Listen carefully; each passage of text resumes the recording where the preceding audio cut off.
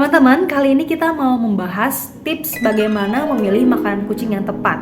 Jadi kan berhubung makanan kucing tuh mereknya banyak ya. Nah, gimana sih cara memilihnya gitu? Apa saja yang perlu diperhatikan dalam memilih makanan kucing? Nah, jadi yang pertama itu adalah tentukan dulu budgetnya berapa. Berapa biaya yang kita sanggupi batasnya untuk membeli makanan kucing dengan rutin. Makanan kucing itu kalau kita lihat di pasaran ya, dari berbagai jenis merek, ada yang per kilogramnya itu sekitar 28.000 sampai 30.000, ada yang di atas 35.000, ada yang 40 sampai 50.000, bahkan ada yang di atas 50.000 dan sampai ada yang per kilo itu sekitar 80.000 juga ada ya teman-teman ya. Nah, teman-teman tentukan dulu berapa sih budget yang kalian sanggup untuk memberikan makan kucing kepada kucing kalian. Selanjutnya yang kedua, lihat kebutuhan kucing kalian. Kucing yang berbulu panjang dengan yang berbulu pendek tentu punya kebutuhan gizi yang berbeda. Kalau kucing yang berbulu panjang, otomatis dia membutuhkan nutrisi asupan untuk bulu dan kulitnya itu lebih banyak ketimbang kucing yang berbulu pendek. Soalnya kalau berbulu panjang kan ya secara fisik kita sudah lihat bedanya, kulit dan bulu mereka butuh nutrisi lebih besar ketimbang kucing yang berbulu pendek. Nah, cari makanan yang bisa mensupport hal itu, misalnya mengandung gizi yang membuat bulunya lebih cantik, lebih shining gitu ya, lebih terawat. Coba pilih makanan kucing yang komposisinya mengandung ikan salmon misalnya. Kalau kalian nggak menemukan itu di komposisi makanan kucing yang kalian beli, bisa juga kok disupport dengan memberikan vitamin tambahan, misalnya khusus kulit dan bulu. Untuk kucing yang berbulu pendek, tentu tetap membutuhkan asupan nutrisi untuk kulit dan bulunya, tapi tidak sebanyak kucing yang berbulu panjang. Nah, selanjutnya, misalnya kalian merawat kucing yang usianya masih muda, misalnya di bawah 3 tahun, dengan kucing yang sudah 4 tahun ke atas, yang sudah mulai dewasa ya. Misalnya usia 4 sampai 7 tahun ke atas deh biasanya. Jenis makanan yang diberikan pun pasti berbeda. Kucing yang usianya masih di bawah 3 tahun, itu saya masih berikan makanan yang sifatnya all stages ya. Kayak ya yang masih umum-umum aja lah gitu. Tapi kalau udah menginjak usia di atas 5 tahun, saya sudah harus memikirkan bagaimana supaya tidak terjadi penyakit saluran kemih kepada kucing. Saya cenderung memberikan makanan yang sifatnya mendukung kesehatan saluran kemih mereka, karena mostly ya, apalagi kucing jantan itu rentan banget terkena penyakit kencing batu, atau kita sering sebut itu flu TD, feline lower urinary tract disease atau FUS. Jadi untuk mencegah supaya kucing nggak kena penyakit saluran kemih atau kencing batu, nah, berikanlah makanan-makanan yang mencegah hal itu. Contohnya adalah jenis makanan yang ada tulisan label urinary care. Nah, itu teman-teman bisa cari di pasaran. Dari berbagai merek sudah ada. Itu bisa digunakan untuk usia di atas 5 tahun. Kadang-kadang di usia 4 tahun pun sudah saya berikan sih.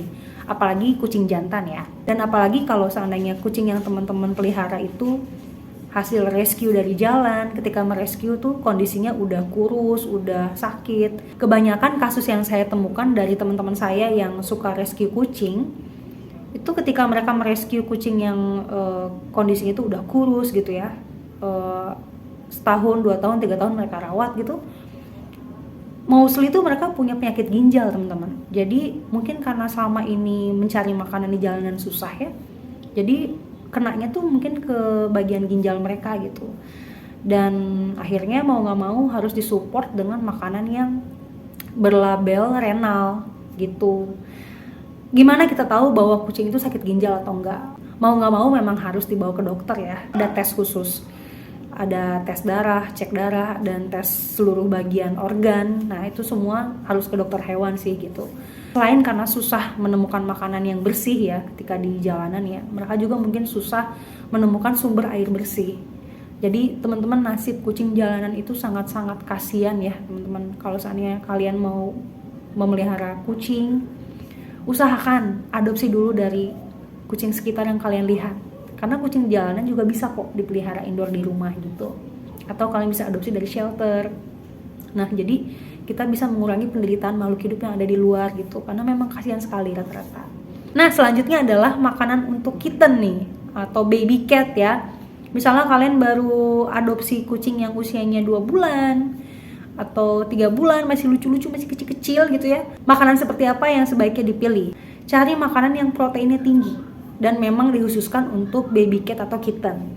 Karena mereka sudah memformulasi makanan itu supaya mendukung pertumbuhan organ-organ tubuh, karena kan mereka masih kecil ya, masih di fase pertumbuhan. Nah, jadi pilihlah makanan yang memang terbaik.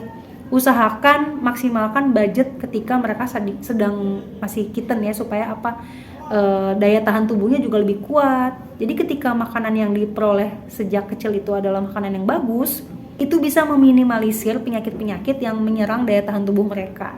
Misalnya kayak flu, pilek, terus apalagi ya, banyak lah pokoknya, termasuk virus-virus kejam ya.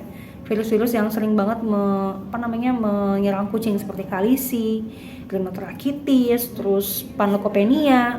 Jadi ketika misalnya kucing kalian dari sejak baby kittennya dikasih makanan yang bagus, asupannya oke, nah daya tahan tubuh mereka tuh terbangun dengan kuat. Bahan bakunya kalian bisa pilih yang utamanya itu terbuat dari daging, karena itulah sumber protein yang tinggi buat mereka. Apalagi yang namanya kucing itu kan karnivor ya, mereka itu memang pemakan daging gitu. Sama juga kasusnya untuk induk yang sedang hamil atau menyusui.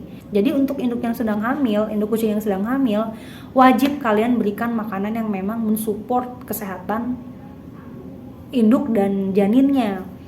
Kasih makanan yang ekstra bagus, proteinnya tinggi.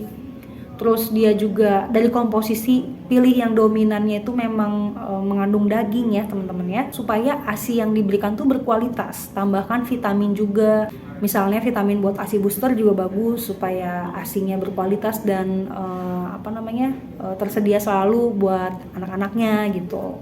Oke teman-teman, intinya 2 hal itu tadi ya. Yang pertama, tentukan limit budget yang kalian mampu untuk kucing kalian.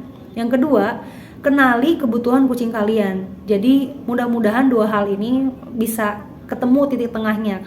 Apakah kucingnya baby kitten, bulu panjang atau bulu pendek? Apakah kucingnya udah masuk usia senior atau belum? Supaya makanan yang kita pilih itu sesuai dengan kebutuhan kucing. Jangan sampai makanan yang diberikan kurang memenuhi standar gizi mereka, karena efeknya akan kelihatan di masa depan. Misalnya contoh kayak yang berbulu panjang nih ya, seharusnya dapat nutrisi untuk bulunya lebih banyak, tapi kita memberikannya kurang. Efeknya bisa jadi bulunya gampang rontok, atau misalnya bulunya jadi kusam gitu, nggak tumbuh lebat gitu ya, atau bahkan juga kulitnya mudah jamuran, karena daya tahan tubuhnya untuk mencegah penyakit kulit kurang.